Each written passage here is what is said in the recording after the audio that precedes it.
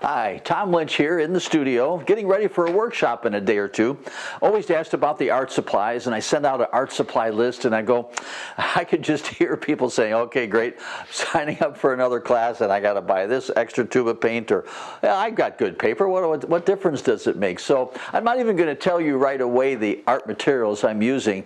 I really want to take you through the evolution on how and why I've changed over the years. So nothing wrong with certain materials, but the way I paint, those materials haven't progressed along with me. They're ready for a certain look. So I'll share with you some older images, share with you how back in the day I grew up on Winsor Newton and Arches paper, and they're not bad papers. No, I'm not trying to badmouth them and say mine's better, but the way I paint, that's what makes a difference. I wanted the evolution of my painting to go along with the evolution of my materials that kind of evolved with me. So take a look over my shoulder. I'll get beauty of live. Let me have you take a look at some of the earlier paintings that I've done back in the day. I was much more interested in depth and contrast, lights and darks, and maybe a little bit of sunlight and shadow. Also back in the day I was a lot more detailed and realistic in my form of painting, and was satisfied with that for a while. Slowly I kept knowing there was something more or something extra, and when I introduced a little bit more color, I liked the response that the people had. There was a little more wow. It made my sunlight look a little brighter by having a little more color in that sunlight as well. So I liked the response that the people had in looking at the painting. I liked my feel of looking at my own work. It made me feel good. So I do push the envelope, with sunlight and shadow. I do push the envelope with lights and darks and color. And I make use of color as a way in which to eliminate detail. So that variety of color, that brightness of color in a certain area, whether it be a rooftop, whether it be a grass, a tree trunk, a leaf, anywhere, I then don't feel it needs detail. That's interesting enough. Those brightness of color, the feel good that it gives you, as I said, that higher contrast, it talks a little louder. I put a mat around my result and go, hey, I like where it's at. I'm not going to mess with it much further. Let me share with you a couple more images. So now I do enjoy, the richness of color. I just had a class, teaching, Monet's garden and the freshness of color and the liveliness of the spring and the clean, rich color, in the water. Even the path, had a fresher, cleaner color to it, along with some nice, rich contrast.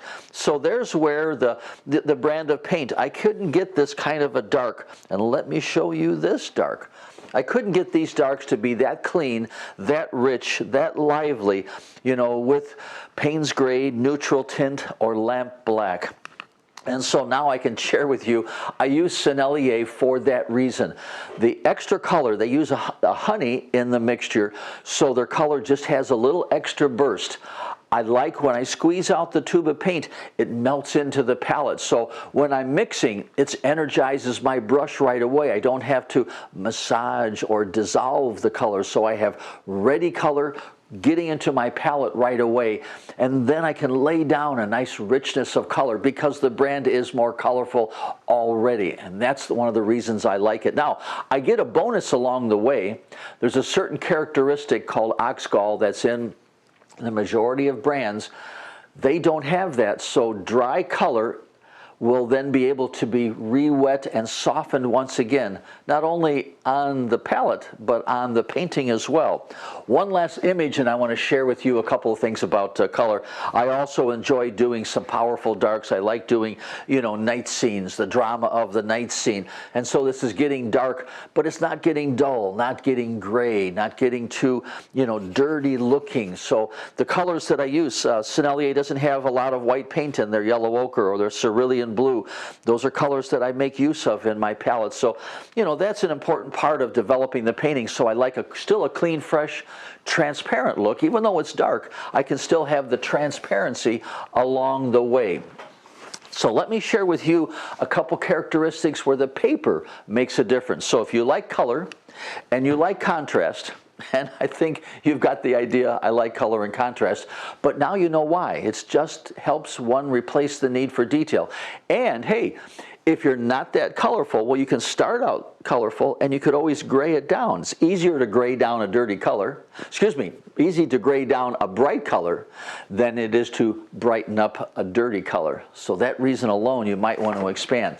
Let's look at the palette. I'll share with you, some choices of colors that would also be helpful for you. So I have, a light, medium, and a dark value of my yellows, a light, medium, and dark of my reds. Even though these might look similar, they are different than one another. Light, medium, and dark blues, light, medium, and dark greens at the same time. Then I have a few specialty colors that I make use of to enhance my focal point. So there's a opera rose. Here's a phthalo blue. I love sunlight, so I want a bright yellow. A nice, clean, bright yellow. It's called lemon yellow.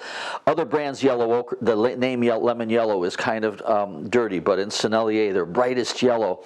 Cad yellow isn't going to work if you like doing sunsets. And I'll use a Sennelier red to get a nice, bright sunset color in my paintings.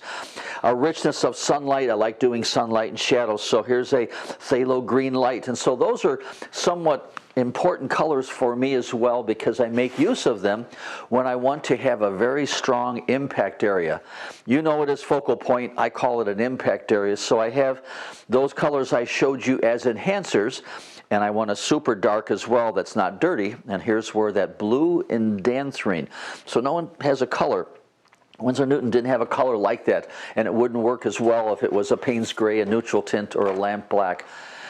Here are a few other color mixtures that might be something in your repertoire. We have the focal point variety you saw, even with grays, how they can be much more colorful because of the color intensity, as I have said, to make that stand out. Everyone has trouble with greens, but have some bright, clean variety of greens, and your green areas won't be dull.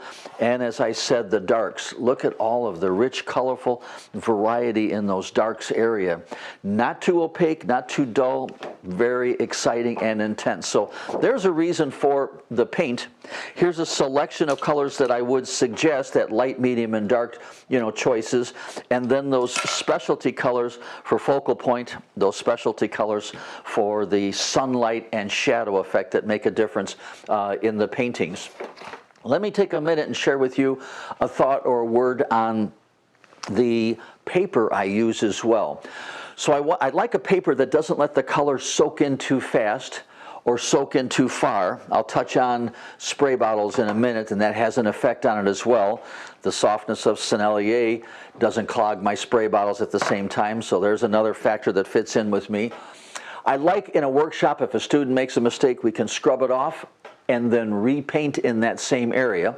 I like for my own paintings, when I might have a deep dark shadow, well, let me show you this painting up close and let you see exactly what I'm talking about, because there's a unique effect on this particular paper that lets me lift off dry color easily, and then I can repaint over that dry color. And I haven't even told you what paper it is yet, but there you can take a look at this area here.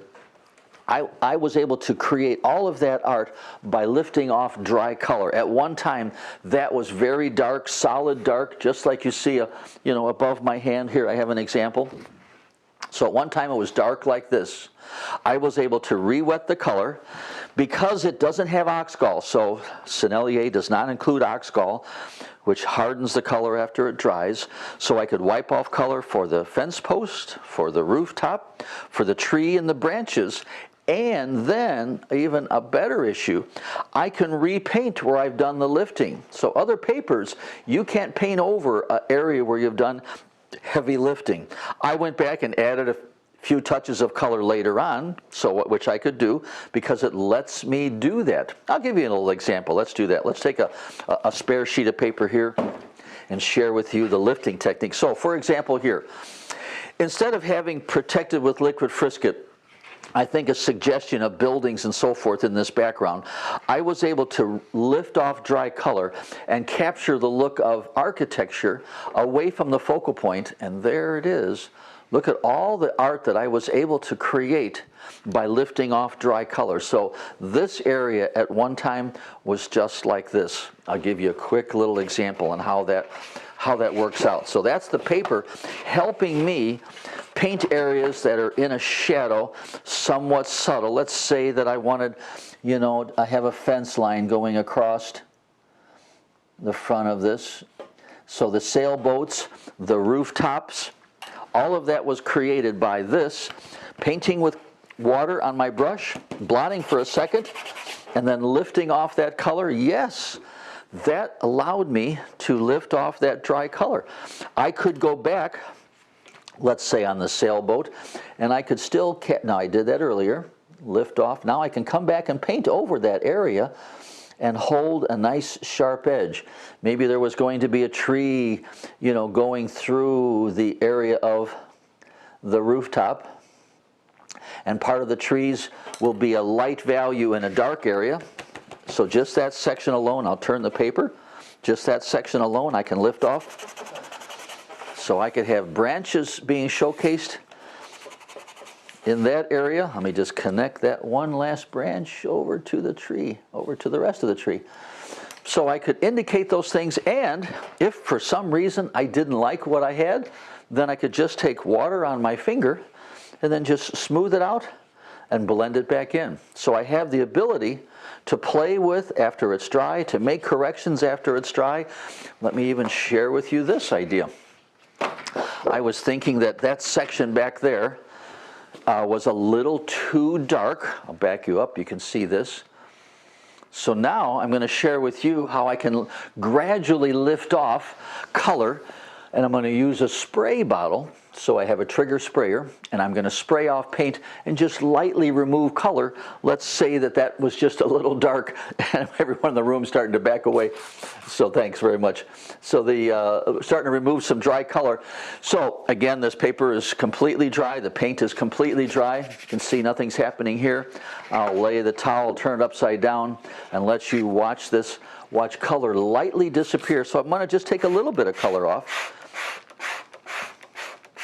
So there I could spray off and remove some of that paint right there. So it was like this before, and I was able to just lightly remove, you know, 10% or more of the color.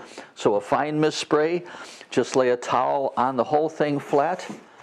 And so here's where having that particular paper, and now I'll tell you it's Fabriano, they have the extra white, Artistico. I like the extra white because it makes the colors pop. So if you like color, and guess what? I'm using a trick. I'll tell you the secret. I'm using bright color and a variety of color to replace doing detail. Simply enough, whether it be a tree, a roof, a wall, a mountain, that little change of color and the color being brighter, it's interesting enough, and I don't feel the need to add more brush strokes. So I get away from detail, utilizing that freshness of color. And the white paper helps that color look brighter. The white paper makes my contrast look bolder. So that's where the extra white of the Fabriano can really make a difference. So here's a sheet of the extra white, and I'm not going to mention the other brands, but look at how not as white. So if you can compare the extra white, I'll compare it to a sheet that is the extra white, so comparing apples and apples. So look right there. So there's the little yellower, and here's the extra white that the Fabriano has. I also have found I could use either side, whereas the paper I've used before, I could only use the front side because the paint would soak in too far. So I like the fact that the paint doesn't soak in too far or soak in too fast, and I like the extra white for that reason. So as my art went away from detail, went away from limited color to being more colorful, more exciting, play of sunlight and shadow, rays of light, the way you saw me lift off paint, that's how I showcase. I'll grab for you here. I showcase the rays of light in a painting. So I take a dry painting and I spray off color with the same spray bottle that I lightly removed color as well. So sharing with you a couple items like that. Let me just touch on the palette and the arrangement of colors in my palette and let you see how that comes into play. But there's those rays of light after the painting was completely done, was able to spray off and capture that effect because the paper let me do it. If the painting was old, the dry color was old, then it was the brand of paint that let me lift off dry color. In my palette, I select a light, medium, and a dark value of color. And so I have a light, medium, and a dark yellow. I have a light, medium, and a dark red, a light, medium, and a dark blue, a light, medium, and a dark green. And so some specialty colors, I use an opera rose. When I want my focal point to sing, to glow, I use a phthalo blue. When I have strong shadows, or I want that focal point to have a special blue that cerulean and cobalt and ultra doesn't quite have it be as exciting. If I want a glow of sunlight, I want a super bright yellow. That's Sennelier's lemon yellow. That color just radiates sunlight when you use it. And I can even come back after a dry painting. So I had little bits of white, you know, in this painting in a few spots. Little bits of white, and I glazed it with that yellow. So look at how that yellow just made that area pop. Look at how the phthalo blue helped the feeling of shadows. Look at how the strong dark of blue and dancerine made that focal point, you know, just pop off the page. So that's what I like to have, is my focal point have that kind of radiance, intensity, and glow. So there's the arrangement. There's no special rule of thumb, you know, for the placement of the colors in my palette. I've taken one out. Now I use phthalo. Was another thing I found with the Sennelier was their phthalo green I can lift off. It doesn't stain the paper like phthalos that I was used to using. And so now I've got an extra green. My dark and cool color green is phthalo green. As far as brushes, down the road, it isn't a matter of having a lot of brushes, but I'll have a good quality of a brush. I have a lot of work with flat brushes, but the flat brush has a thick belly. You can save money by having a nice flat sable brush, but if it doesn't have a big thickness, then it's not going to be able to do as much for you or hold as much. So a 3/4 inch, a 1/2 inch, I do a lot of, you know, work with a liner brush. I have an old Raphael brush that's been serving me for probably about 30 years, haven't replaced it yet. And the round brush is a blend, but it also has a little extended length out. So whether it be the Raphael or the Silver Brush brand, that's the particular brushes. And you notice I don't have a lot of brushes. I like to tell you, if you had a chance to take a look in the studio, you would see around me, I must have about 15 of these jars that have brushes in them. So it isn't a matter of having a lot of brushes, but a few good quality brushes. I'll tell you though, it still is going to be the brush holder that's going to make the difference. So even though I'm using a sable brush, and there's going to be an inability in a few years to even get sable brushes, so we'll be only synthetic or blends down the road. So I have a sable brush, I've relied on it, it lasts me a long time. That's that extra little characteristic. I can share with you a last minute thought about spray bottles. I do a lot of things with spray bottles. I make art with them. It can paint the grass, it can paint a country road, a sandy beach, a crashing wave. I use it with water to soften edges spontaneously. And what's different about spray bottles is the one that I have had designed is I can lightly tap, after I prime it, I can lightly tap, and what comes out are different size dots. So instead of them all being the same size dot, I get different size dots, and I can make more art of that. I can turn that into leaves by expanding it with clear water. So I'll give you a super close-up of that. So it's not just leaves, but it will do leaves as well. So you can see how I can expand that into the, you know, the look of leaves for trees, which I do quite a bit. I talked about, I'll sneak in here, all those tumbling water, crashing waves, all that turbulence, that was all spray bottle, you know, with a lot of blue in it. The grass, we had one earlier. So this grass was painted with spray bottles. A whole different effect, a whole different look. I had a lot of areas of ground. I didn't want the same thing again and again, you know, just brushwork along the way. And so there's where spray bottles, I use one in each color, but you can get by with, you know, 8 of them. And then now and then I'll use a spray bottle that has a fine mist ability. So here's where the store-bought spray bottles, I have a store-bought one here. I'll share with you what it does. And so you can see it just sprays out a fine mist, although there's a lot of times in a painting I will take that fine mist sprayer as a finishing touch. So the outer sides to this painting, I used the fine mist. At one time, the trees over here were this bright. The contrast over here was too strong. And so I finished off this particular painting to help the effect of glow of light in here by fine mist spray, so it's like an airbrush to quiet down the white space, to quiet down some of the bright colors or the high contrast or the sharp edges. So I can transfer from that to being a nice glow such as this with a fine mist top. So I could spend, you know, all the time talking about spray bottles. I like working with them. Great for leaves, great for grass, you know, great for gardens. I had a workshop, we did all the flowers in the foreground were, you know, some different spray bottle colors. Just adds a little bit fun of the process of painting. You could use a sponge. If you do the tapping, the paint goes up and down and everywhere. Sponge is close but not quite, so there's a thought for spray bottles, a thought for some of the brushes that I'm using. So if you're in one of my workshops and you're thinking, oh great, now he wants me to try out or use these other things, it's not that I'm asking you to use the materials I'm using. I'm sharing with you how those materials make a difference in my painting, how the extra white makes my colors pop, makes my contrast look stronger, the ability to wipe off dry color and repaint where I've done that. Particular colors, no one has a, you know, blue in dancerine.